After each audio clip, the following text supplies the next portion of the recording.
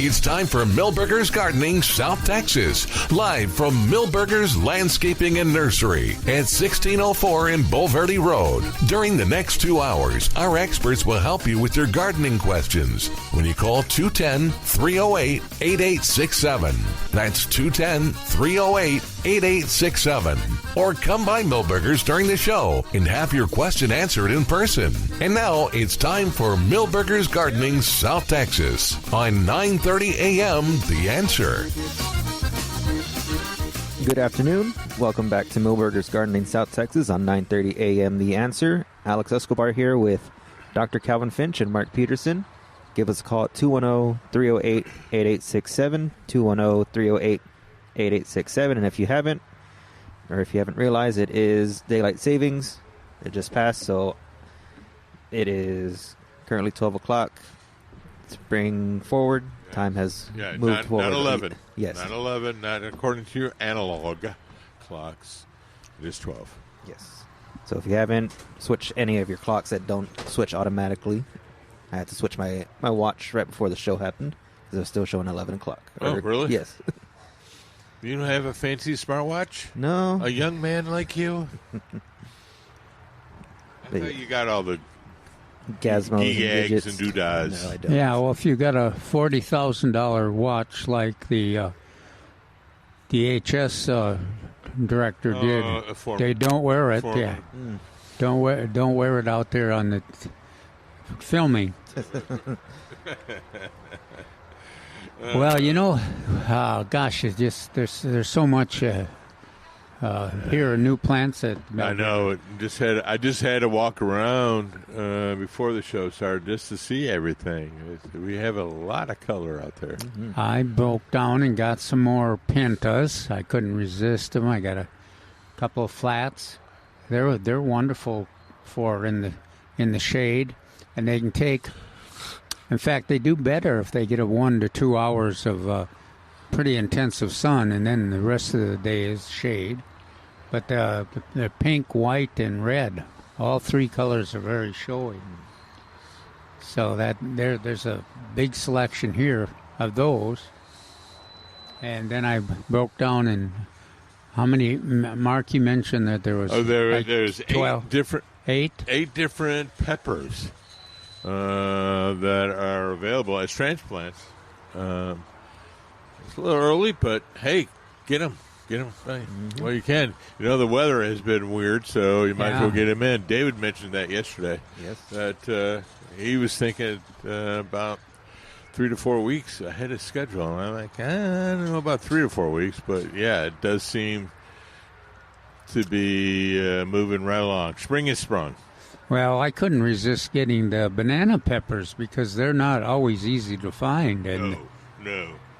But, gosh, they're very productive and tasty, easy to grow.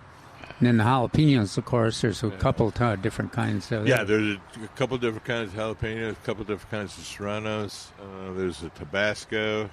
There was a bell pepper called Big Bertha. Anaheim is a very common one that we grow here. One from last year, I remember last year, is Mucho Nacho. Mucho Nacho. Pepper. I have no idea what that means. And I wish I had spotted the eggplants, and I forgot to pick when I bought my set of plants this morning. I forgot to get some eggplant, but there's plenty of them. I'll get some well, I was going later. to say there's plenty of time too. Plenty of time. Oh yeah, that's another thing. Like the peppers, they're the pretty heat comfortable summer. with a month. So during the really hot part of the year, it's the eggplant, peppers, and okra. Yes, we're watching the squirrel have fun. Yes. 210-308-8867. We have Nancy on the line. Nancy, thank you for calling. How are you doing? Good morning. I'm waiting for the rain to come again. Isn't that nice? Yes. It was delightful. I'm calling to find out because I wanted to be able to do some bluebonnet plantings and wondering when do you put the seeds in the year type thing. What are they? The bluebonnet seeds. So when do we put them? Fall. Yeah. When do you when do you November. plant them? When do you? Well, Oh, you November. yeah, no, that's the seed. So we Right. have transplants here, and you can do that right now. Now, Okay. you could, if you Now- have seeds that have been sitting in the drawer in a package for a couple years, I think I'd go ahead and plant them. Okay. Oh, so you could do it now. Rather than now, bluebonnets do have a capability of germinating, even if they've sat stored for quite a long time. But I think I think this year would be a good year if you had them to go ahead and put the seed out there in full sun, because there's so much bare ground out there, and so the seed can make contact with the soil easily. And of course, they've already started blooming on some of the roadsides. So. True. I was looking at for the fall type thing when you plant those, and when you plant them, how much dirt do you put over them? You don't. Yeah. You just make sure they have soil contact. Now you can press them into the soil, but don't cover them. Press them. Yeah. Yeah. So I used to take the iron rake, the garden rake. So I just press them in on top with that, just a little bit. And I've seen a lot of gardeners have had success with just walking over the seed after they've applied, especially now with this bare soil that we have in full sun because of the drought. Okay. And then I guess the question is watering, the frequency of the watering. Well, one time. That's one time or only? if you can time it. That's one of the reasons why I'd recommend, if you had seed that had been sitting, that you would get it onto that soil right away, so it could take advantage of the rain, because really that's quite once or twice is really all it takes to get started and be blooming. Look at that. If you look at those that are out there blooming now on the roadside on slopes, they haven't experienced much rain this fall, but they're looking wonderful. Okay, so then the question is, in the fall, just water them once, that's all, and not anymore? Especially if it's dry weather? Well, you can go overboard too. They are sensitive. In fact, in the old days when we used to get rain, we used to say, don't water them, because they get fungus and they have trouble surviving on the soil. So we're both attuned to, quote, air quotes, normal fall and winter rainfall, and so basically once, maybe twice, and that's it. Now, if it's like the winters we've been having, I may go 3 and 4, but we're talking once a month at most. So maybe I would have done it November, December, January, February. Well, that's 4, and that's about it. Okay. That's good. In normal years, normal fall and winter and spring, one time after you sow them. However, those normal years have not been around for a while, but I would only do it once a month. And I just gotten over the years not to water them at all, any of the wildflowers.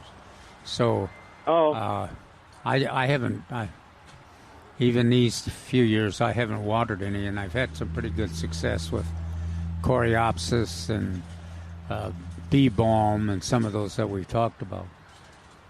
Now, I have to admit that I haven't had great success with the bluebonnets coming back the last 5 years. I think last year was a very pitiful year. Yeah. I'll just say it. It was a pitiful year for bluebonnets. You know what's fun, though? Yeah. Mark mentioned we got those bluebonnet plants. They're kind of fun if you got space in the garden, and a lot of us do because of the freeze killed out, say, our snapdragons or our stocks. And you plant in a row or two of bluebonnets is kind of neat. Then you'd water them once or twice, and they would bloom up a storm in pretty soon in March and April. Next couple of weeks. All right. Well, thank you very much for your advice. I always listen to you guys for it. Okay. Thank you. Have a good day. Let us know how it turns out. All right, thank you, Nancy. 210-308-8867, 210-308-8867. And it has started to rain over here. We heard some thunder earlier during the call, but now it's starting to come down a good amount. I was scared.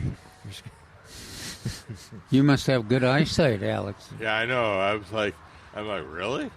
I did hear the thunder. I actually can see a few drops now. So. But that's what we need. We need, but we need 8 hours of this light kind of rain like we're getting. Yeah, speaking of bluebonnets are on sale here at Millburgers. They're available in the 4-inch pot regularly $199. They're on sale 5 for $9.50. Yeah, and let's see, an 8-foot row. 5 of them would easily fill an 8-foot row in your flower garden. Oh, yeah. Yeah, they'll get big in there. They'll get big. The nice thing about bluebonnets that we never mentioned is they are members of the pea family, which means they fix nitrogen. So, and that means you don't ever have to fertilize them. No. Yeah, they never. Or a limited amount. Yeah. Well, I can't imagine. Well, I guess if you plant them in a flower garden, a gardener's inclination would be to give them a little fertilizer, but usually we don't even think about fertilizing the wildflowers. All right. You know what else? What's that? Oh, well, Mark usually mentions that they really do well in containers too, the bluebonnet. But did you checked out your strawberries over there? Did you? Yeah, they're beautiful. Yeah, they look good, don't they? Yeah. So we had a couple calls yesterday on strawberries, and we do them. We do have them. I believe they're on sale. They are on Isn't that sale. same price? Correct me if I'm wrong. Yes. We made a mistake. Oh, we're sold out of the bluebonnets. Unfortunately, we are sold out. Oh. But we do still have strawberries. Hey, they're still Regularly $2.99. They're on sale for $10. All right. 210-308-8867. Are zero. Yeah. I know. Yes. We have James on the line. James, you have a question about onions in the garden? Yes. I've found a source for a pellet onion seed that I can plant with my planter, and the seed's name is Candy, and then the other seed name is Superstar or Sierra Blanca. And I was wondering what the gardening experts had to say about those two varieties planted in this area. Well, Candy does wonderful. Yeah. I don't know the other one. I don't know either. I don't know the other one, but I do know Candy. Yeah, in fact, Candy's one of the featured ones now. The transplants that are available here at Millburgers. Or were available. I had to check on that. We had to send Mary to correct us again. But what was the name of the other one again? Superstar. Superstar. Did it say what color it was yellow or white? Yeah, it's here in Dixondale's catalog. It's a white globe-shaped sweet hybrid. Okay. Oh, I think, if it's in Dixondale's, they're pretty conscientious about. They won't. In fact, we've had gardeners that tried to buy seed from them or transplants, and they have said, "Well, no, in your area that one won't grow or won't do well." Yeah, it won't do well. So if it's in the catalog, and it says it'll do well where you are, that's probably that's a good testimonial. Yeah. I vote for it. So you're all in with that candy variety, then? You're happy with that? You're selling it at the nursery? It's not one of my top ones, but it's one that always goes quickly here at the nursery when we have the bundles of the slips. Well, the name kind of bothers me. I just can't think of it. Candy being a good name for an onion, but a lot of gardeners really like them. Yeah. So just it would be. No, it's just because based on the disappearance of it in the bins, I would say, yeah, it's been successful in this area. But it's a pretty good onion. I can sell my crop before the time runs out. It says it's only stores for 3 months. Yeah. Yeah, I think you're. That one is definitely a reliable retail opportunity. Yeah.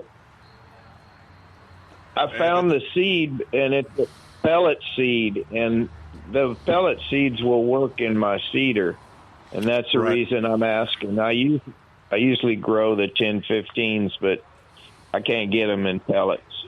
Yeah, and when you said that, I said, oh, that's a good idea. Where you are in the heavier soil, that'd probably be a good solution to that. Okay, well, I know what to buy this fall. What's your rain situation there? Yeah, well, how much did you get the overnight? Oh, we're thinking about getting the bass boat out there to get down the lane. We've got about 1.5 inches. Oh, God. That's good. good.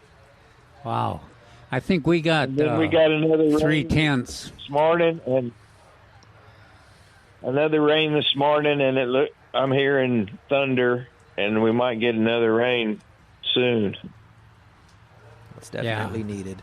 So yeah, the more the merrier. So it's good. Yeah, if you get too much, you just send it to us, will you? Okay, we'll turn the pump on if that happens. Thanks, James. Thank you. Thanks, James. Thank you. All righty. 210-308-8867. 210-308-8867. Just want to remind, just like Mary said, that we are sold out of the Texas Blue Bonnets. We are. I am depressed. Yes. But, as we also said, strawberries, we still have a good selection of strawberries still on sale, 4 for $10. And we'll talk about more of what we have on sale when we get back with Millburgers Gardening South Texas on 9:30 a.m. The Answer.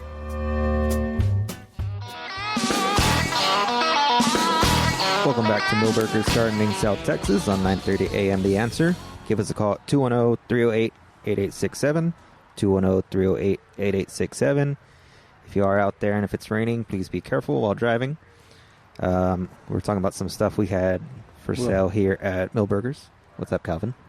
Oh, can we wait on that sale? I was going to. Yes. I'm just amazed. I was looking out there at the tomatoes. We got, for last week, we had 4 tables of tomatoes plus 4 fronts. And there's still 2 tables left, but I can't believe that all of those tomatoes got sold. I know they went by pretty quick. Yeah, but Mark, can you help me? What do we still got? Celebrity and Tycoon. So I wrote them all down. We still pretty much the same ones we had yesterday. Sell Ruby Crush still. Yeah, we still have Ruby Crush. BHN 968. Amelia Roma, large cherry, super sweet, Pole, of course. That's the rodeo. Celebrity Plus. Even David didn't know what the plus meant, so I felt better then. Ruby Crush, Tycoon, and still we have a few of the BHN 968. Oh, that's cool. And I'm glad I bought some of those before So those tend to go fast. And we're getting, well, let's see. I guess April 1st is a good target to plant them. But with the weather forecast the way it is, and I think David agreed with us that the you probably wouldn't hurt to plant them a little early this year because the weather is so warm. Minus today, but yes, it's been relatively warm. Yeah, here we are with these heavy jackets. And I'm glad I didn't turn off the gas entirely in my heater. Yeah, well, it was what when I was driving over here, I think they said it was 51 degrees, and going to 70. Yeah, but it had a little breeze too, and I'm like, I'll have to add maybe another layer of vest or something because it was cutting through my sweatshirt. But yeah, if you want your tomatoes, good idea to get them. Yes, there's still some left, but they are. Yeah, because this is a short season. This is our spring season, and the idea is that these are fast producers. They're determinate and indeterminate, and they go to full size quickly and concentrate on setting fruit. So you want them, and in fact, we'll be recommending you pull them at the end of June. Yeah, you'll be harvesting whatever is produced, and you pull them, and then in about August 1st, we'll be planting a new fall crop.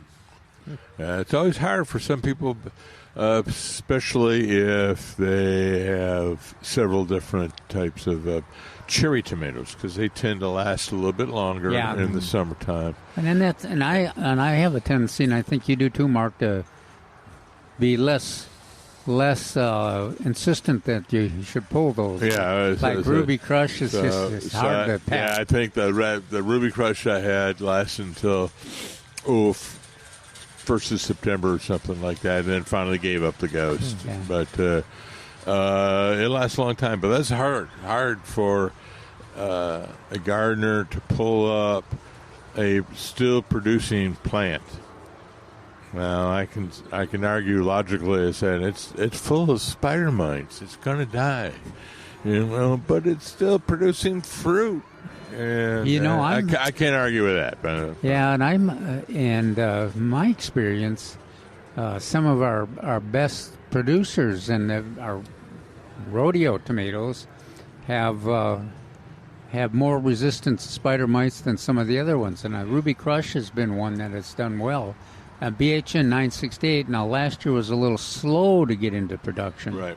But it did get into production, and it did was less bothered by the spider mites than some of the bigger tomato varieties. So, but and Mark mentioned there's at least the Sweet 100s, the BHN 968, the Ruby Crush if you like the cherry tomatoes, and there's some available.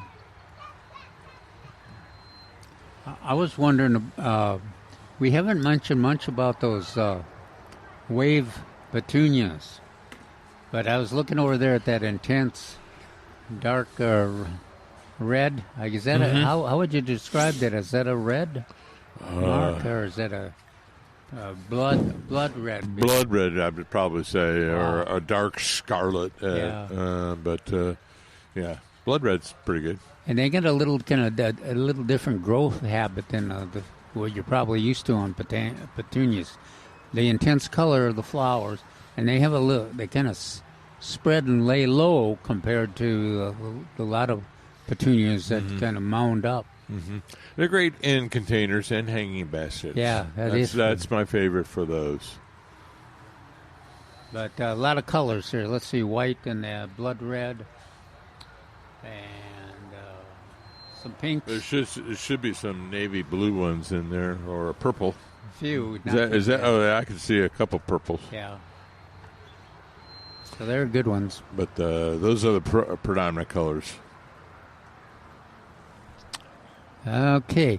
Are you? I have a question. I asked you a question yesterday, and we didn't get a chance to really discuss it much. But in terms of, I start with. Did you see the Deodar cedars over there? I did not, but you had mentioned them to me just briefly, like before we went on the air. When you head back, they're kind of on the way to the cars. Okay. Gosh, they look nice. The foliage in the is shape. really, really nice. Yeah. I imagine. Okay. And they're about 6 foot tall. Mm-hmm. And with looks like they're shaped like you would prune them, but they haven't been pruned. They're just. So I think those are the ones that they told me that there's some dwarf ones out there, and I wonder if those are the ones. Well, I guess I didn't look. We should check. Peter told me, and then I've forgotten. I forgot which ones he actually said where they were located. Yeah, they do have a really nice shape. And as long as we're speaking about the conifers, well, I was wondering about the. We still have the Afghan pine. I'm not Afghans. Aleppos and Italian stone, but they moved them from where they were before, and so I don't know where they are. But I know we still have a few of those left. Yeah. So those are available if you were looking for. You miss conifers and pine trees in your landscape. Mm-hmm. And as Mark described, these are well adapted to our erratic rainfall and our thin soils because they're from the Mediterranean. The Mediterranean area. So, yeah, they like our soils. Surprise, and don't mind the drought. In fact, if you wanted to kill them, you'd probably water them. It's probably the case. Now, that in contrast, the cypress, the bald cypress, and so you asked me about that. Yeah. Are you writing an article about that? So I had a question in there from a gardener, and why do the promote the what is the one? Montezuma cypress versus the bald cypress. Yeah. Now, I always have to first say, well, which bald cypress? Because there's an East Texas one, which is conical, East Texas, Louisiana, very conical, but it has knees. In fact, if you're on the Riverwalk, you can see certain sections where they planted the East Texas one versus our Central Texas, our Guadalupe, Medina bald cypress, which doesn't have a lot of names. I've looked at over 100, 200, 300 of these things, and very rarely do they have knees. It's really hard to mow when they have knees out there. But they tend to have kind of a broad crown. Well, then the third one, the Montezuma cypress, tend to have a really broad crown canopy, almost weeping looking. A lot of people like to look at that or like that shape. But I'd never seen knees on those. Yeah. They may be out there, but I've never seen them. They seem to grow faster than the bald cypress. And they grow a little bit faster. And bigger. And it's definitely bigger. So some of the biggest trees in the world are Montezuma cypress. For those who know the Tule tree, down in Mexico and Oaxaca. I don't know if we're selling them now. Probably sometime during the year they'll be here. But we've got a wonderful example of a mature Montezuma cypress here at the nursery. It's interesting. It's an interesting plant. So, and it tends to be a little bit more drought tolerant. That's another thing, another aspect of that. And so I have suggested that to people in areas like King William, where they have a little deeper soil and some big pecans that haven't done well, frankly, over the past 6 or 7 years. And I said, why don't you try a Montezuma cypress instead? Big tree, definitely a big tree, nice canopy. It gets that weeping shape, but it is restrained, and so it will fit into a smaller locale. And I know you told us that the CPS rebate for shade trees is going to be revised soon. Do you think both the bald cypress and the Montezuma cypress will be on the restored list? Yeah, I think so. Of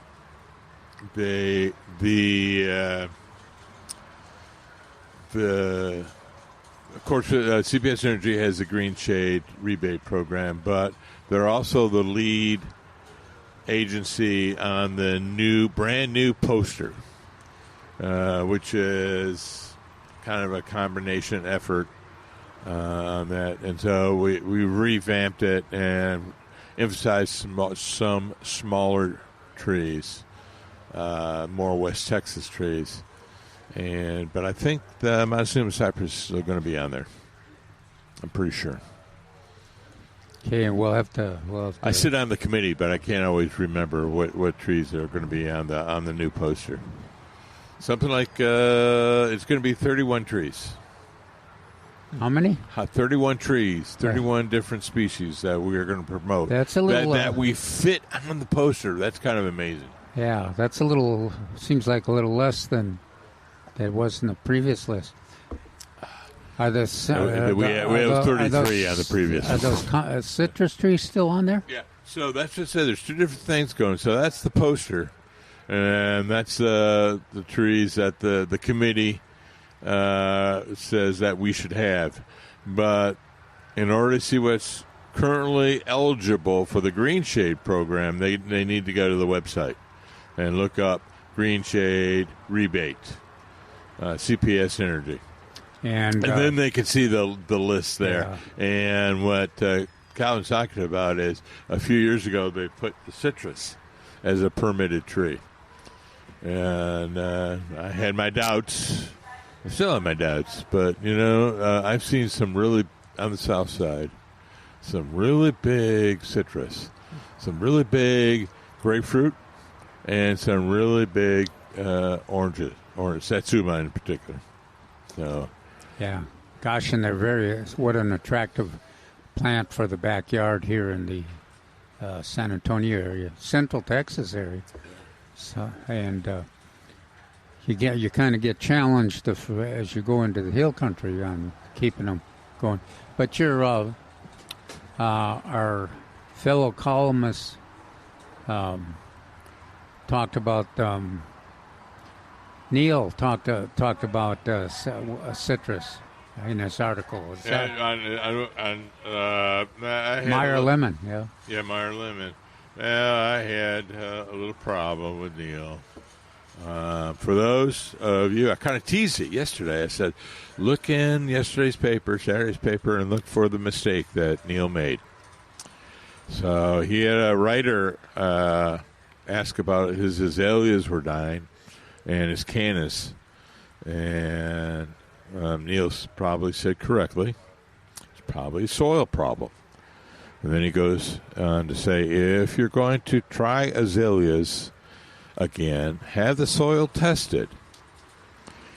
If it shows a pH of less than 6, wink, wink, nudge, nudge there, replace it with a combination of sphagnum peat and finely ground pine bark. And so the folks out there, what Neil actually meant is if it is more than Thank 6. You. So you get that? What is that? Montezuma cypress. Oh, we do have that. Burgers. Excellent. See, the staff comes and saves us all the time. Yeah. So, yeah. So you need to have a soil less than 6. If it's more than 6, then you got to do some treatments with sphagnum moss and pine bark and things like that. Quite often, it's easier or more successful if you do it in a container. Yes, and that was and he does say that, but he also went, you better serve for going after a different species. But anyway, that was like one little word. And he may have been thinking of something else and he wrote it down wrong. Alex, I'm not sure if I like that Mark being that critical of the the authors of the articles in the Express News. There, And I think he might be coming after you soon. Hey, I've been known to occasionally make an error too. Here. Everybody's human. Yeah, So. but I'm not going to ever point that out to the an error on there to you. He'll bring it up during this break right Yeah, now. exactly. This coming break. Yes. Anyway, so he also has a response to Myers Lemon. Absolutely. But Gosh, yes, that Myers lemon.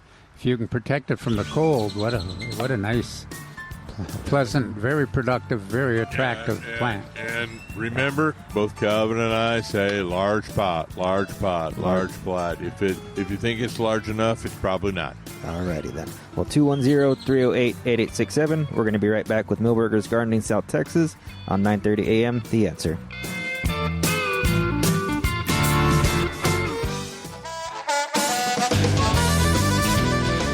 Welcome back to Millburgers Gardening, South Texas on 9:30 a.m. The Answer. Give us a call at 210-308-8867, 210-308-8867. Getting a little bit more rain out here at Millburgers, located at Loop 1604 on Bulverde Road. Still have some people out here, but we would appreciate your calls. And we want to talk about some of the sales we have going on.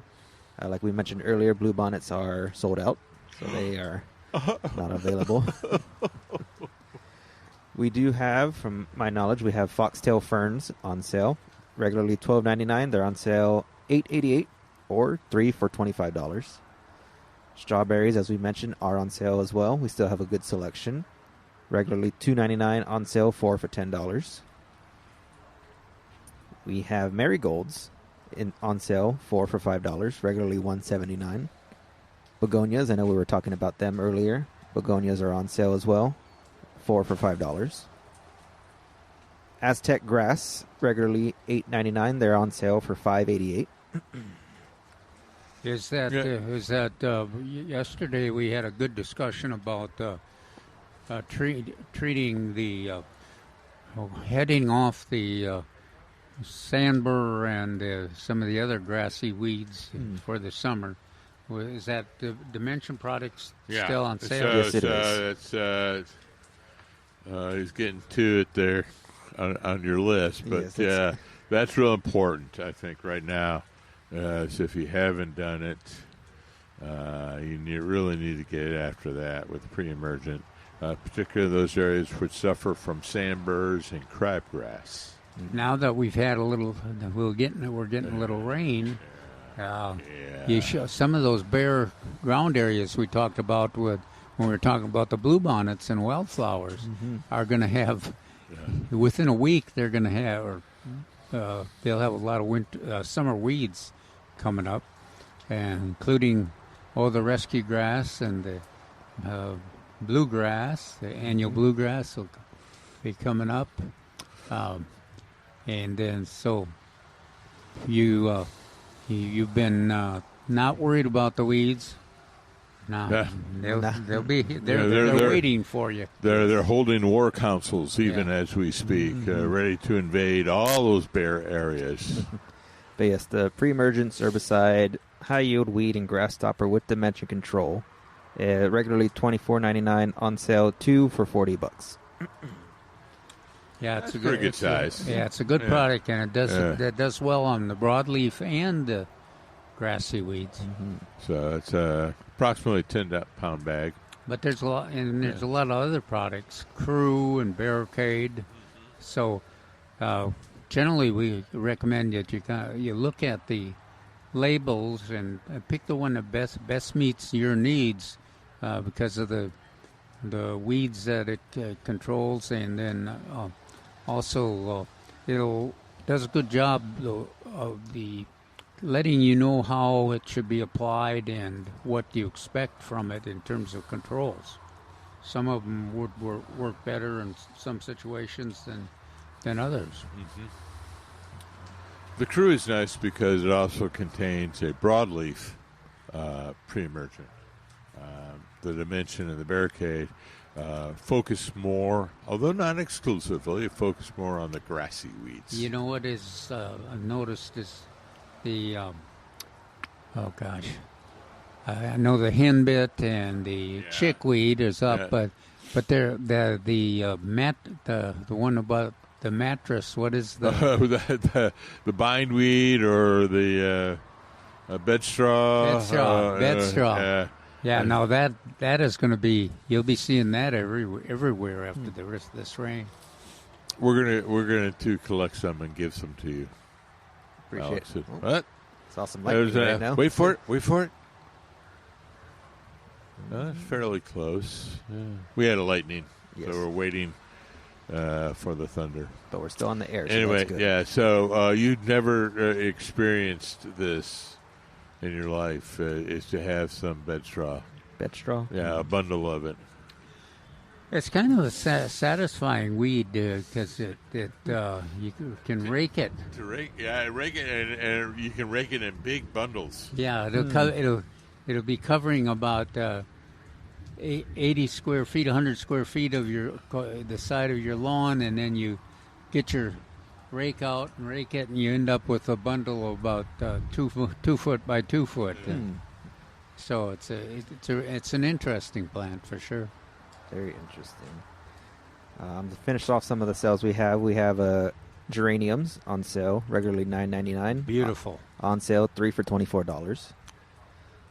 And fruit trees. I know we still have some fruit trees, regularly $49.99. On sale, 2 for $80. And I think there's still the low chill varieties that we've talked about and recommended are still available. Kind of falling down on the job there because both of us walk right past all the fruit trees from the parking lot over to here, over to the porch. But we probably should go and look to see. Yeah. Florida King is my favorite, but Florida Prince is even a lower chill. Yeah. And what else did we we said that another one is Tex Prince. Oh, it surprised us the June Gold was there. And June Gold, yes. That we haven't seen that in the market for a while, but that was the number one recommendation 10, 15 years ago. Half of my peach orchard was covered with June Golds. It was a wonderful, early, relatively large peach. In the name, yellow flesh. That was semi-cling that was developed in June. And it was a good peach. About June 1st is when I was able to harvest it, and it was a popular peach to grow and to sell. So it's kind of fun. I'm kind of, my mouth was watering a little bit there. Yeah. Hopefully for peach season, come quickly. And we mentioned it yesterday, and I think you still have the list of a lot of the citrus trees we have here available, right? Well, I have the list. They heard me talking, so they printed out the list of everything that just recently that they received from one of the top producers, Brazos Citrus Nursery, and they had Calvin. They got some Calvin. It's been a while since we've seen that. Clementine, mandarin. Those are those nice little ones that you get in the store. Clementines. Bloom Sweet. Talked about yesterday. That's our recommendation for grapefruit, as well as Rio Red. They have here. The improved Meyer Lemon, Persian Lime. See, that's the difference. Either you have a Persian lime or you have a Mexican key lime. One is for margaritas, one is for gin and tonic. Gotcha. So that's the difference between those two. Navel oranges, Valencia oranges, 2 different types of navel, rather. And then the Miho Satsuma, Frost Awari Satsuma, it must be a cross. Sito Satsuma, Dwarf Improved Meyer Lemon. And that's on that. The reason it's dwarf, it's on the Flying Dragon rootstock, which is. It'd be interesting to hear if anybody has grown that, because we've had it available for a few years now, and I wonder if it's been. Of course, we had to go through that tough freeze situations, but I would like to hear a report if somebody is growing it and. Had luck with it blooming and setting fruit. Yeah, and a one I haven't heard in a long time, sunburst tangerine. I don't know what the background is on that tangerine, but tangerines tend to be the most cold tolerant or cold resistant of all the citrus. And then we have some these interesting ones people always love is multi-graft peaches. In other words, several different peaches on one graft. Same with a pear, a key lime for margaritas. Key limes for margaritas. Yeah. And then, this is what amazed me yesterday. We have 8 different avocados. Gracious. And they're all here at Millburgers. It's like Brazil. A lot of these I've never heard of. So I encourage people to come on by and get some of these and try them out. Brazos Bell avocado. Don Juan avocado. Fantastic avocado. Joey avocado. Lila avocado. Mexicola avocado. Mexicola Grande avocado. Pancho avocado. Now, the ones I'm most familiar with are Joey and Lila avocados. Mm-hmm. Are they have the most cold tolerance? Or? Yeah, well, I think that they've been around the longest. So their durability. These other ones are listed may have better fruit. And that's always been the problem here in South Texas. As we can grow them, we can grow them to large tree, but the fruit is not always high quality. So maybe these newer ones they'll have better fruit. So let's hope. And then we got a couple of blueberries. We got Premier Blueberry and Tiff Blue. Now, Tiff Blue is one of the original ones on that. Now, if you're going to try to grow those, grow them in large containers, and again, they need acid soil. Yeah. The other thing I was thinking of when I was reading Neil's article is we have, and I can never remember it, and somebody in staff is going to have to tell me. I just go, get the purple bag, the potting soil in the purple bag. And we have it out in front, and that is made from acidic materials, or it's intended for plants that need acidic soil, like azaleas, gardenias. But it comes in a purple plastic bag. Blueberries. Yeah, and blueberries, i.e. and blueberries. So one of the staff's going to have to tell me what its name is. It's the purple bag. Blueberries in a container are very attractive too. The plants are attractive. Yes, they are. So anyway, that was nice of the staff to print me out the list of the most recent shipment, and we have a lot of citrus. In fact, as I was going over to where they're all stored, I was overwhelmed by the lovely fragrance. A lot of them are blooming right now, and it was very fragrant. Very. And I think from here I could see those purple bags you're talking about. Yeah, as I say, right behind that white truck. Yes. Yeah, we're inside a minute till the top of the hour, but is there any...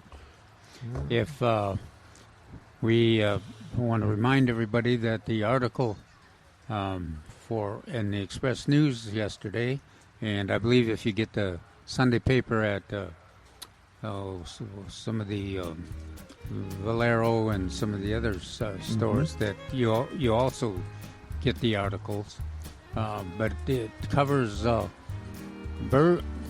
attracting birds to your landscape.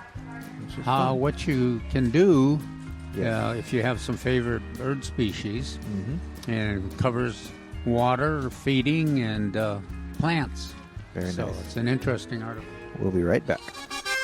We're back with Millburgers Gardening South Texas, live from Millburgers Landscaping and Nursery at 1604 in Bulverde Road. Come out to visit or call us at 210-308-8867. That's 210-308-8867. And now back to Millburgers Gardening South Texas on 930 AM The Answer.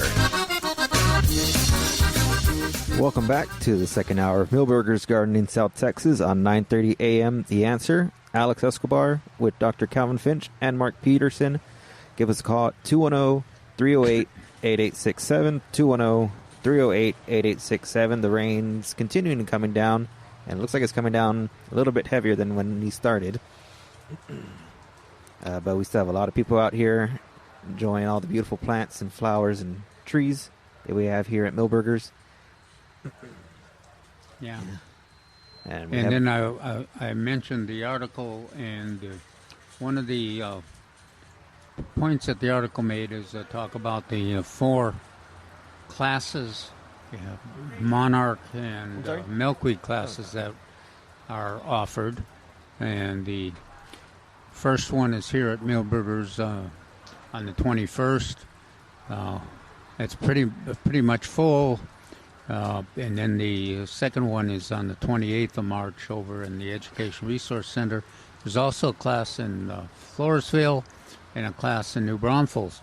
If you want more specific information about the classes, including how to register, and the real advantage to registering, calling the designated phone number for the particular class, because you will get access to a germinated milkweed plant, and then we're also going to try to distribute some seed, milkweed seed that has been stratified. So we'll try to give you some instructions on how to plant it and the variety it is, and then if you agree to report on your success, the germination, and if you transplant it, whether it was successful transplanting, it survived.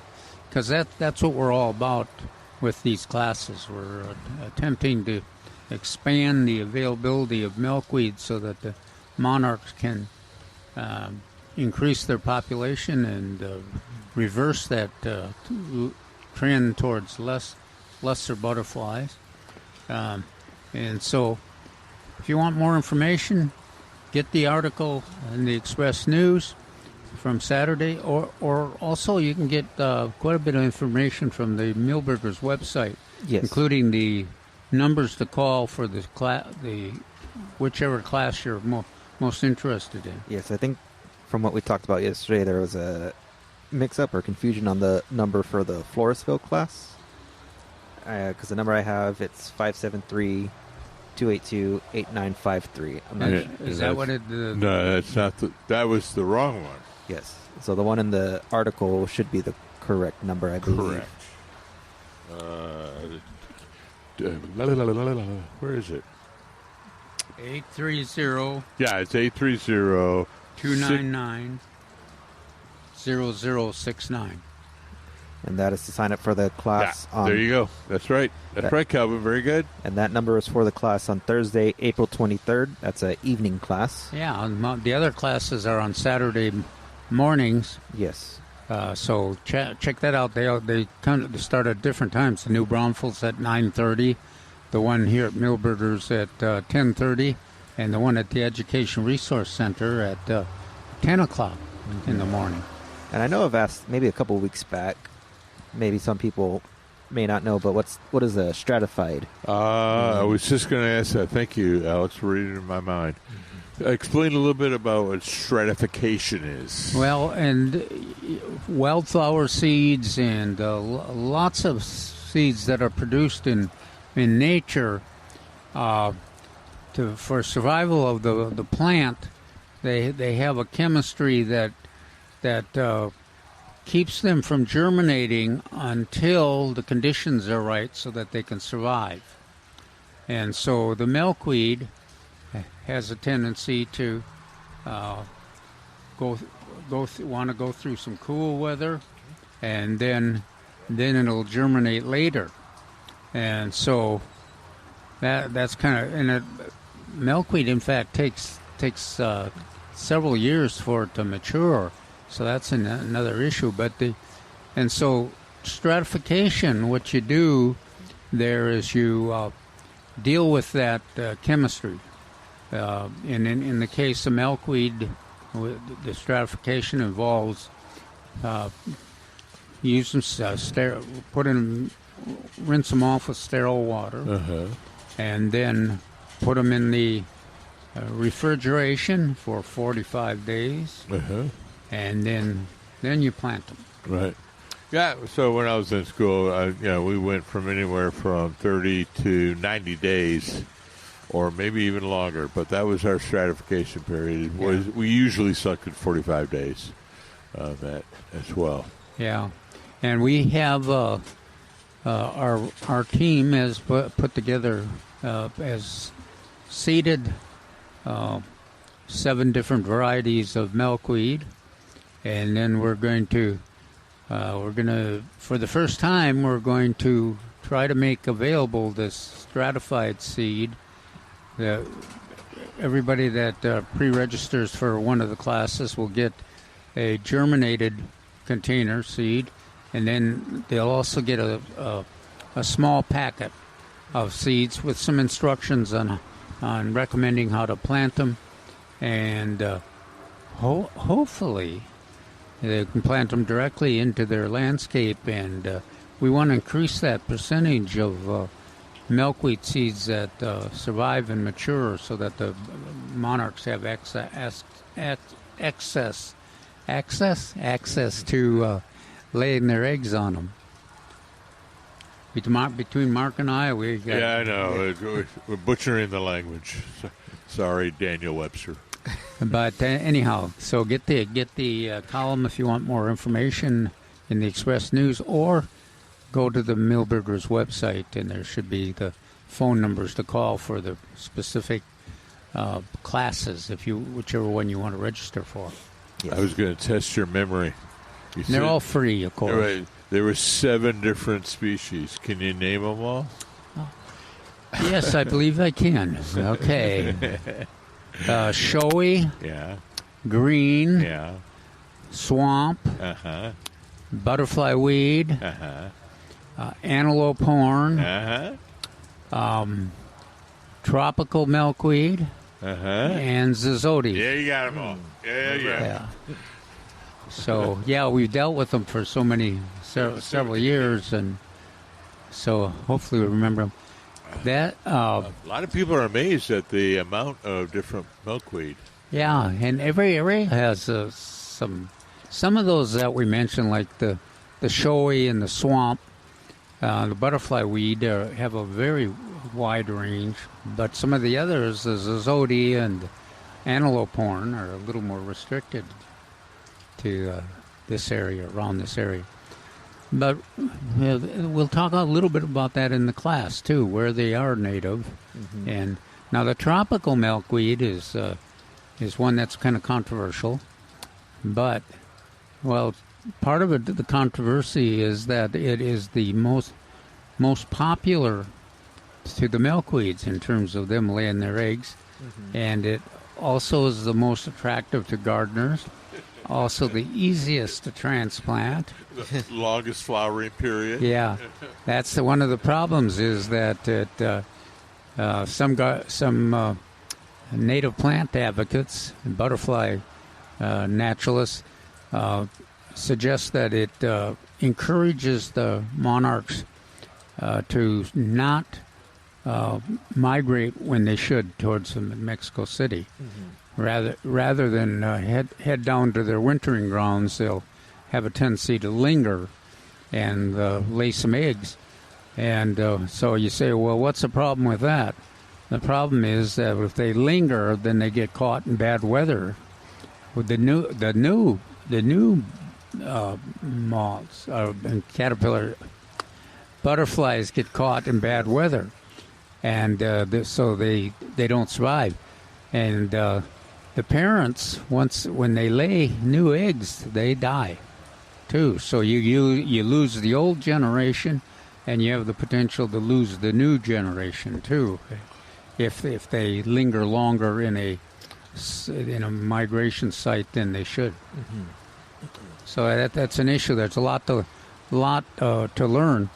And Mark, we had one of our authors and butterfly experts in this area, Monica Meckley, and she has a Monica with a K. Yeah, with she's wrote 2 wonderful books that cover a lot of that information about the monarchs. Can you remember the names of the book? Oh, I want to say the something monarch migration was something. It's another title, and monarch migration, and then another one. Her most recent one is plants with a purpose.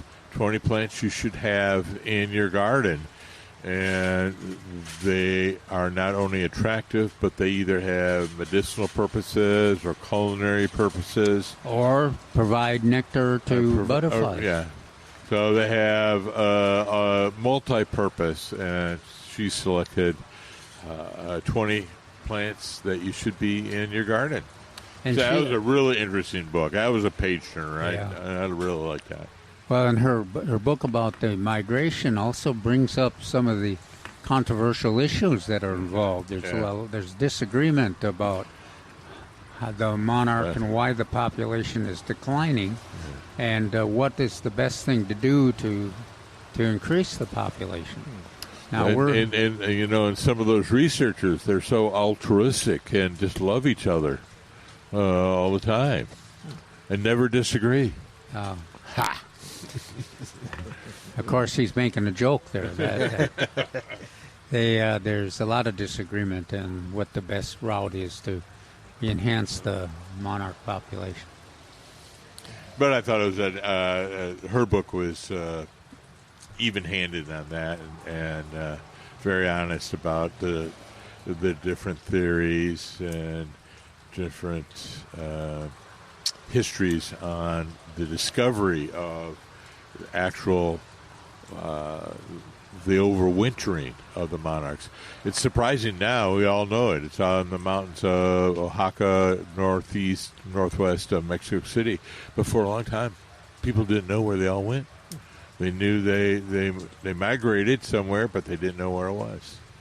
So, but that she does bring up some interesting theories on maybe there won't be this mass migration anymore.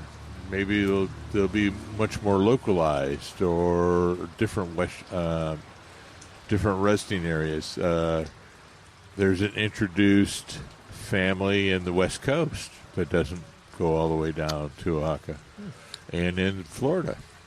Well, I remember that the West Coast population, when I was at the language school in the Army, they used to come. They migrate to the pine trees on the coast of Monterey, where it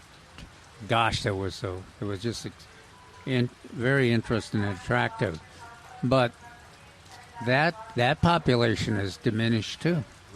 Hardly, not nearly as many as back 20 years ago, 30 years ago when I was down there at language school. But monarchs are an intriguing topic, and there's a lot to learn, and there's seems to be some real potential for gardeners to contribute to their success, the monarch success, and increasing the population or bringing it back to a more reasonable level. Did we talk enough about monarchs?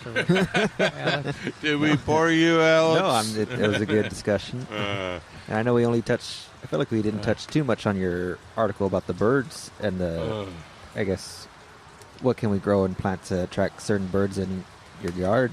So, is there anything else that you wanted to discuss that we didn't have a chance to? Yeah, well, we brought up the listed a number of the species. One of the neat things about the San Antonio, Central Texas, South Texas, is that we've got a wonderful, a large population, diverse population of both butterflies and birds. And if you do, you can plant the right plants. And there's a lot of choices.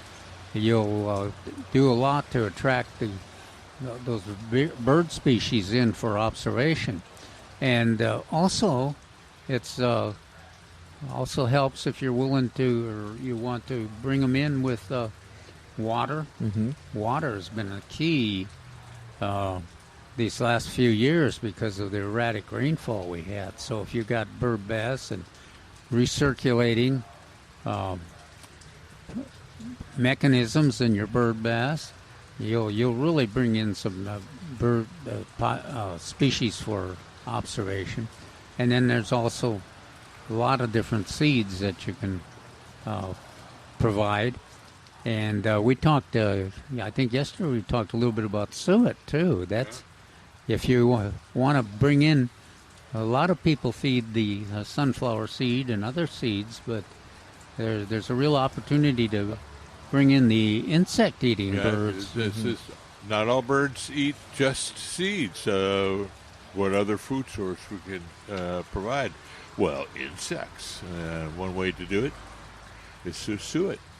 And this year is especially, there's a special opportunity because of we don't have a surplus of plants out there because of the drought we've faced. And if there's less plant bodies and less foliage, less stems, that means there's less insects as well and less seeds. So really is an opportunity to help bird populations and also to give you the opportunity to view the population. Just lots of them. All the different kind of woodpeckers and wrens. Even some warblers will come in for insect for suet. And I know there's some gardeners out there saying, well, that would be fine. I wouldn't mind bringing those birds in to eat some seed and suet, but the darn squirrels eat it all. And one of the best ways the article covers this is to control the consumption by squirrels is to use some of the pepper-flavored suet and seeds, because the birds don't mind the pepper-flavored at all, and the squirrels don't care for it. And Mark will jump in here. No, he remembered it. I didn't have to do it for How could you tell? Because he started giggling? Yes. So what I was going to say is, hey, we have all those pepper varieties that I mentioned earlier, and there's Tabasco, and that'd be a great one to grow in your garden, and then take the fruit and mix in with the fruit with the suet. Or that's kind of long term, but you get some right now. Yeah, some gardeners do mix their own, but you can also, if you almost every one of the bird food suppliers also offers the pepper flavored suet and lots of different kinds of seed. Of course, sunflower seed is the most popular, but safflower seed. And squirrels don't like safflower seed. You really don't have to pepper flavor that. But there are mixes, pepper-flavored mixes, and blocks of suet. And the birds swarm in to get access to it, but the squirrels are not as interested. They don't like their lips getting too hot, I guess. But it's a interesting topic. Yeah, I think we counted during the summertime. I think we typical landscape with some cover and plants that are producing seeds and and berries like anaqua and some of the mulberries and hackberries and. It's relatively easy to have 18 or 19 species in a day that you'll be able to take advantage of the water and take advantage of your feed that you're offering. So that's what the article covers. Very exciting. Cardinals and thrashers. And Oh my! Warblers and all those woodpeckers. Very exciting. Well, give us a call at 210-308-8867. We're going to be right back with Milberger's Gardening South Texas on 9:30 a.m. The Answer.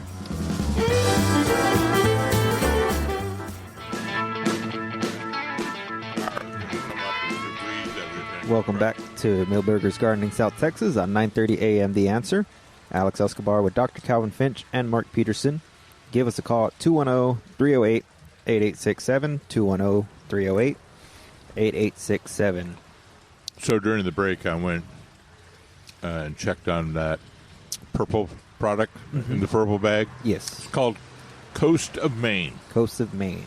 And they have one product that I've known for a long time to be for an acidic potting soil for those plants that love pH below 6. Mm-hmm.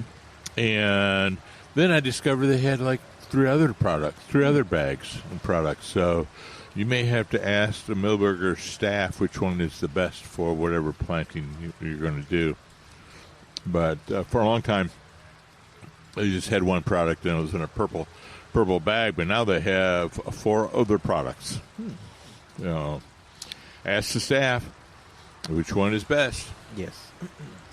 We still have plenty of rain coming down here, and I think throughout these next few days there's still a decent percentage of rain up until Tuesday from what it's looking like. Maybe about 40% leading up into Tuesday. What do you think about still going ahead and aerating your lawn and applying you mentioned the bags of material. One of the easiest ways to put compost out on your lawn, you don't have to, if you aerate and then put a half an inch, it's relatively easy, especially if you're using a bag. You can get it delivered, the compost, or you can get it, if you have a pickup truck, you can go pick it up. But, gosh, that really makes a difference in your lawn. Yeah, oh, yes. They get compacted. And people always ask about fertilization for the lawn. Mm-hmm. I would argue that application of compost once or twice a year is even superior to maintaining a healthy lawn than just adding fertilizer. Yeah, well, you can make an argument both ways, but yeah, I think so. It makes the plant and the soil more efficient in terms of dealing with nutrients too. So if you fertilize, then your fertilizer goes a long way. Mm-hmm. And a lot of gardeners underestimate how important that gas exchange situation is, especially in some of the areas around San Antonio where the soil is heavier and compacted. You just the roots just are not encouraged to develop. But if you aerate and then you apply some compost and it penetrates, then not much has to go into the soil for it to really benefit the lawn. It really makes a big difference. Once or even, Mark mentioned once or twice a year, but even if you could do it once every couple years, it helps. And it makes it like this little bit of rain that we're having here. Mm-hmm. That makes it infiltrate and percolate a whole lot better. And water holding. Yeah, that always amazes me that you get both effects. The water holding capability improves, but also the circulation, the transfer, drainage really improves too. So you get a double bang for your buck in terms of the water efficiency. And you can get it. There's a number of the lawn care companies will do that for you. They'll aerate and top dress, or it's relatively easy for you to do it too. You can rent one of the aerators and 2 or 3 of your neighbors get together, and you can rent one. It goes pretty fast, and then applying a half inch of compost is not very difficult. You don't have to be fussy. You don't have to measure. That's a nice thing. You don't have to be real you can, accurate. You just put it on. It's a daydream job. You can think about the movies that you loved and think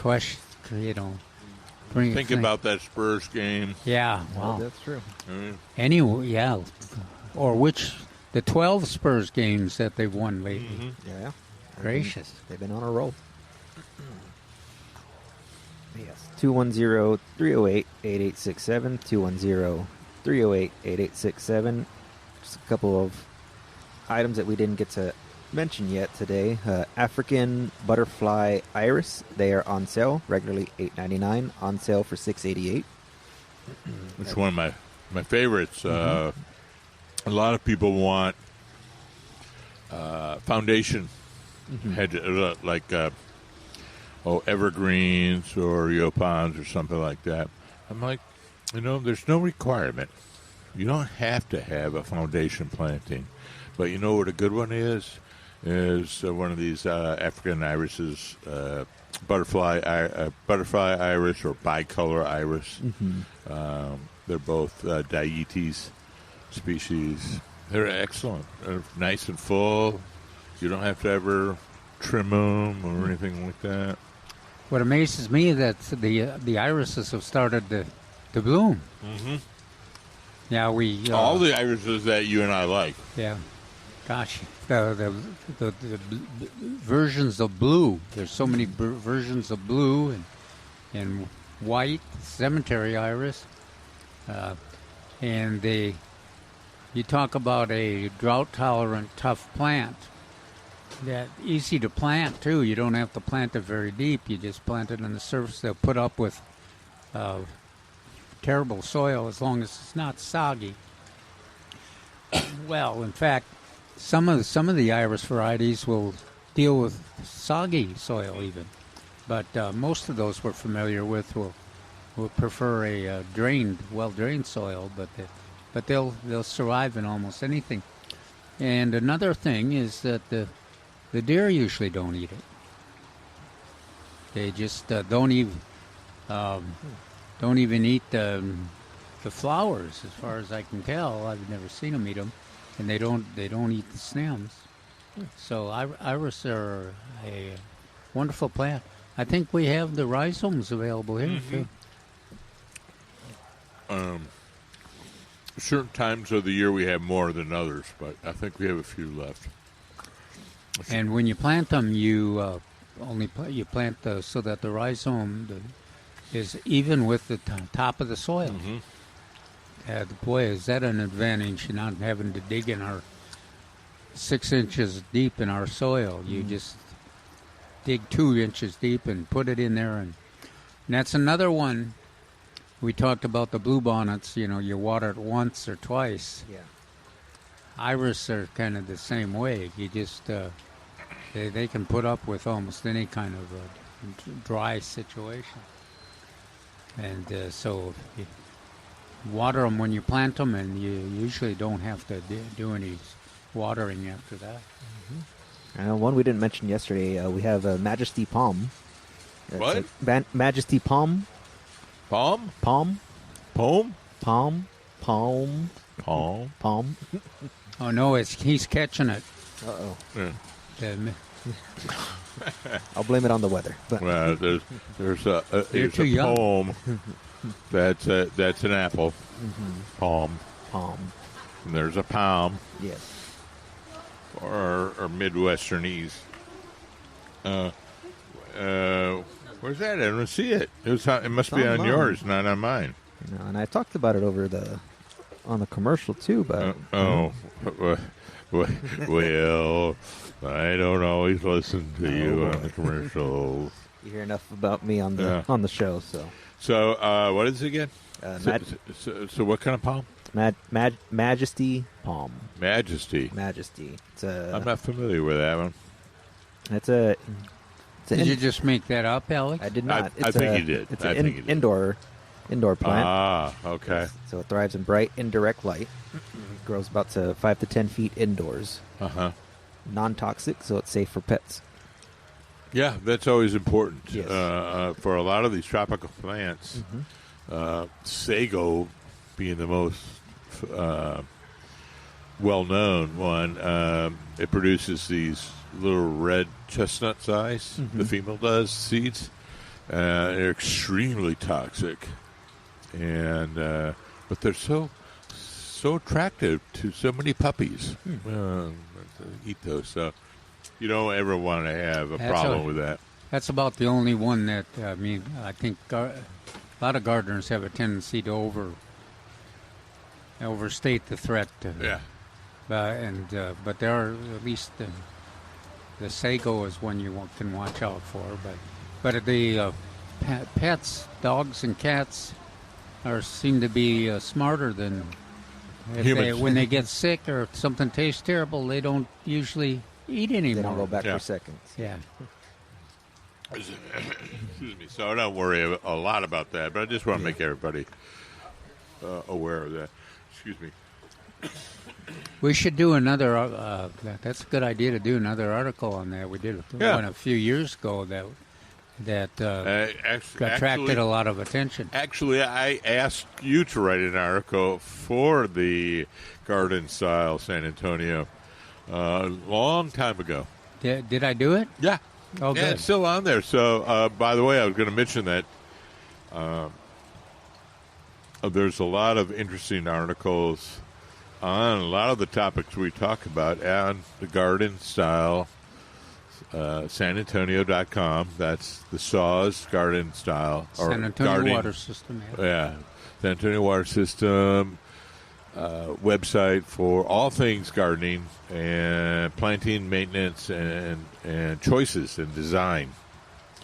So a lot of those articles were written by myself, and there's a few written by Calvin that I've asked him to write over the years.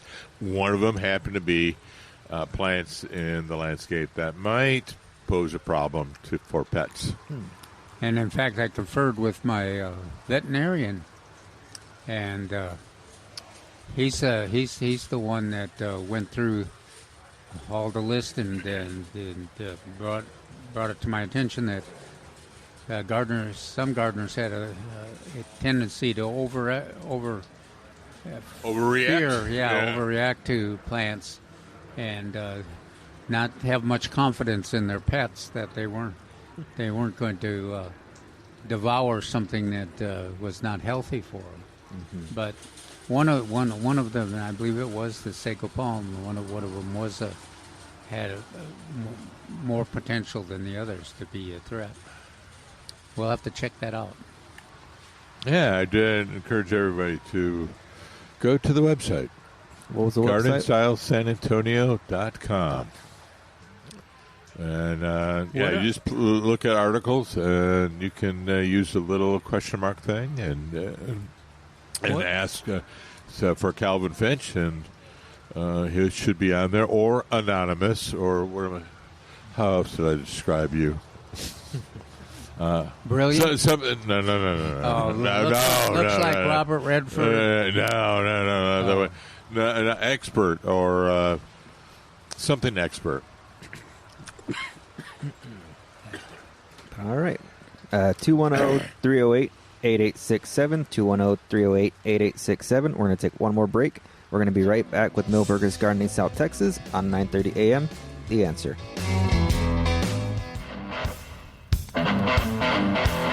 Welcome back to Milberger's Gardening South Texas on 9:30 a.m. The Answer. We've got about 15 more minutes in our show for today, but give us a call at 210-308-8867, 210-308-8867. It's still raining out here, so if you're listening while driving, please be careful out there on those roads.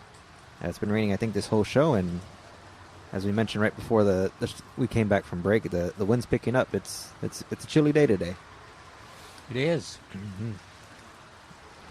Well, we only need 50 more days, just like today, and we'll be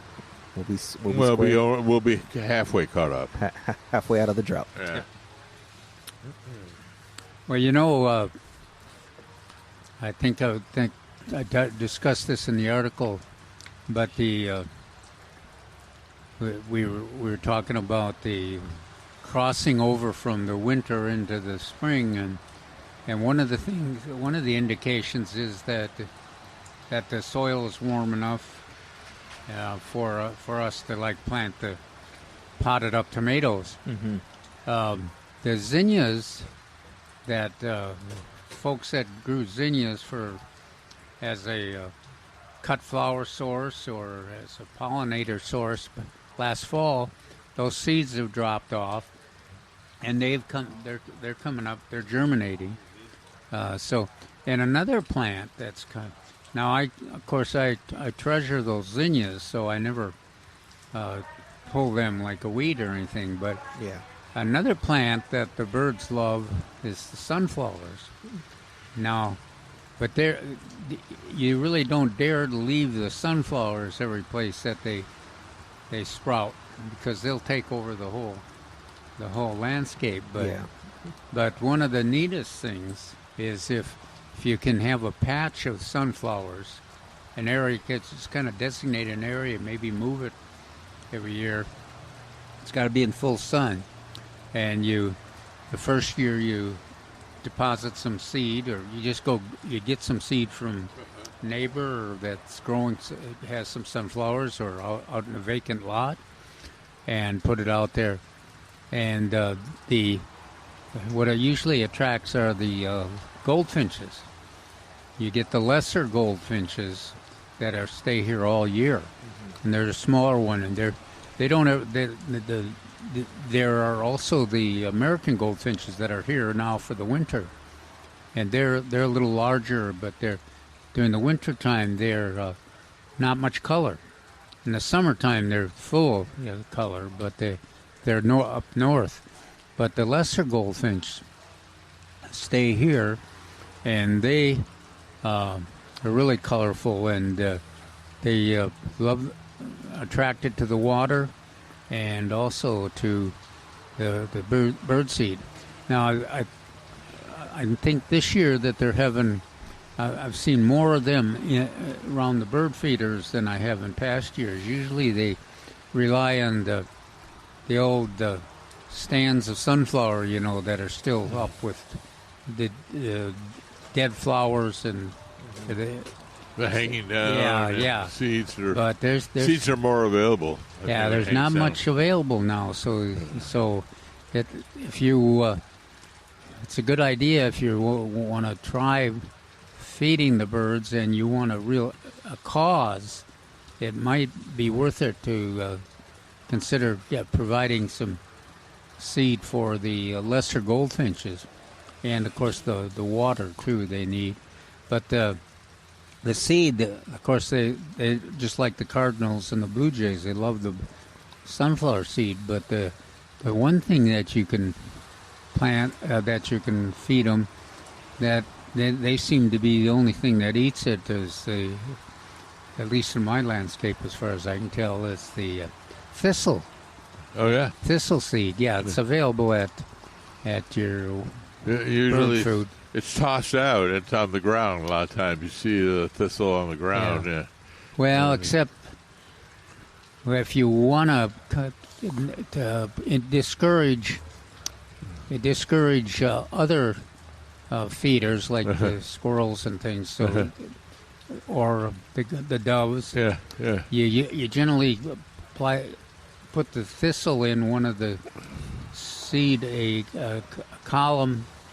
And it's got little tiny holes, and those little goldfinches can pull those thistle seeds out. All right. And most other birds, the doves are it's too small for the doves, and of course the squirrels can't do it. But really, those lesser goldfinches are fun to watch. They get pretty tame and pretty bossy. I always thought it was wrong to call them lesser goldfinches. Frankly, I find them more attractive than the greater American goldfinches. Well, for sure, what we see here is you can always recognize the lesser because they've got black and white and yellow, bright colors on them. But yeah, and it's an easy bird species to attract to your landscape, and well worth it. The kids love them too because of the color and how bold they are, and they get pretty tame. It's kind of like the hummingbirds. Mm-hmm. You know, Speaking of hummingbirds, when should we expect the hummingbirds to come through? Well, shortly. Yeah, in my column I mentioned that several New Braunfels gardeners have had the rufous hummingbirds all winter, and they're the only ones that I've got a report that they actually had the rufous hummingbirds, and they were going up after the sugar water, and they were here for most of the winter. But the others should be here. Let's see, it's March. They should be here before the end of March for sure. Right. Yeah. So I thought it was coming up. So get your feeders up. That's right. Shortly. You should. Yeah, you'll get those. Both our resident black-throated hummingbirds and then the ruby-throated hummingbirds too. And if you're in New Braunfels or in east of San Antonio, you'll get the ruby-throated will be residents. But we generally end up with just one species in the summertime here in San Antonio. Austin, I don't know if they get I think they just get the one species too. New Braunfels is a place where there are a lot of eastern species from the plant species that I know. That you often find in New Braunfels. So it's kind of like the western extent of some eastern species, plant species. So look at true buckeyes that we find there. Occasionally, maybe what's the other one I'm thinking of? So some mulberries and walnut. What is it? Walnut. You may find in black walnut. You may find in around the canyons around New Braunfels. You know what else you'll find? And we talked about the AgriLife Extension and Master Naturalist Garden over there by Highway 46. Always amazes me. They have bluebird houses out, and quite often there are bluebirds that are there. And just a few miles away in San Antonio, we hardly ever see bluebirds, and especially don't have them nesting usually. Mm-hmm. Sometimes we'll see them passing through, but they're out. Yeah, that's another great species of birds. There's I'm trying to remember. A lot of times you have agricultural value taxation.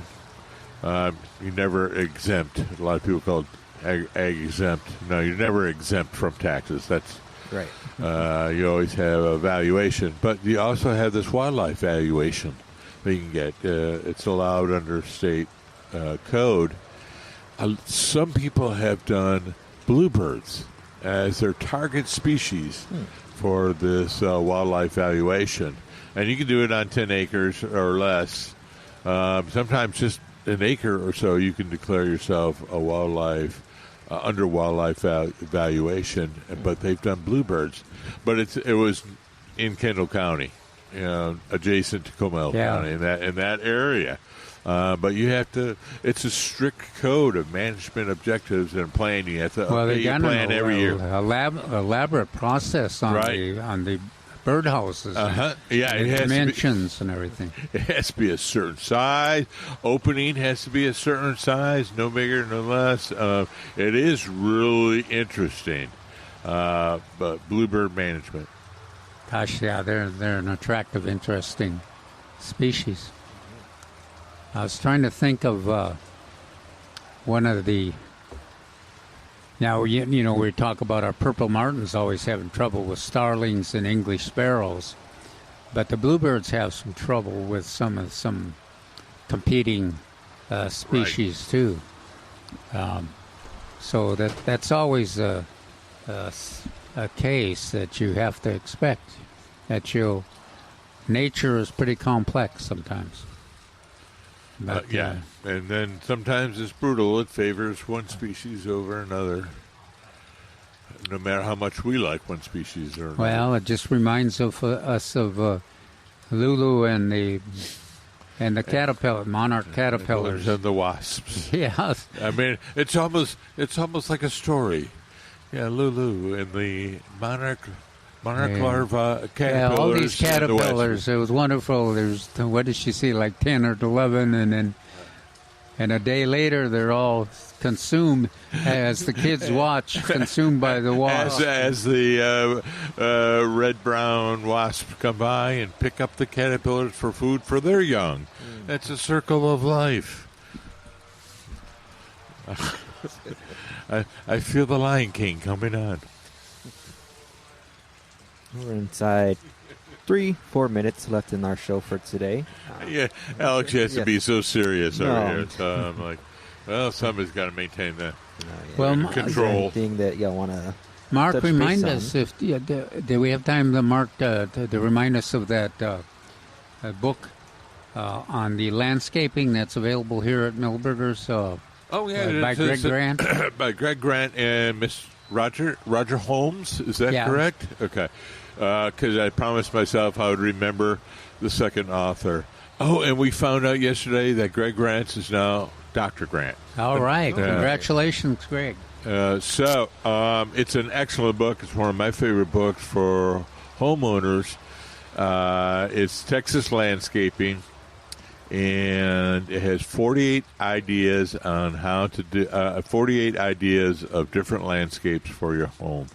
And what's nice about it, Greg is an excellent author, but what he does is do it step by step in very small pieces on the process of redoing your landscape, and it's so nice in that kind of hones in on the specific issues. Yeah, like shade and the side of the house, and then okay, do this first step, and then this, and then this, and so if you complete each step, they're very small bites, as I like to say, and then once you finish everything, you're going, oh look, everything's done.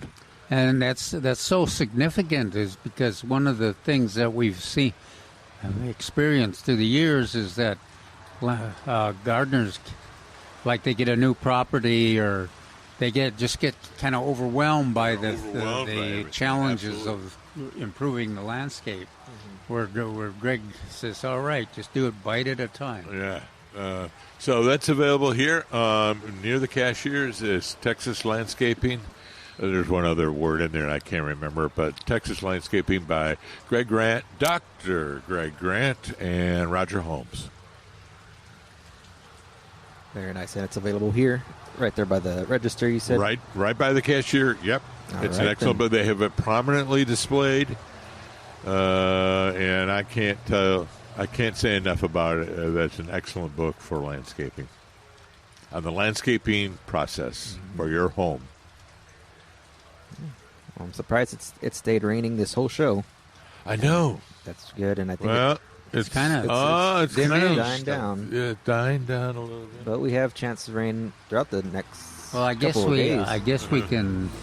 It's going to be a little break, and we can make it to our home vehicles. Yes. Yes. If you're still driving around listening, be careful getting home. Thank you for listening to Millburgers Gardening South Texas on 9:30 a.m. The Answer. We will see you next Saturday. Have a great week.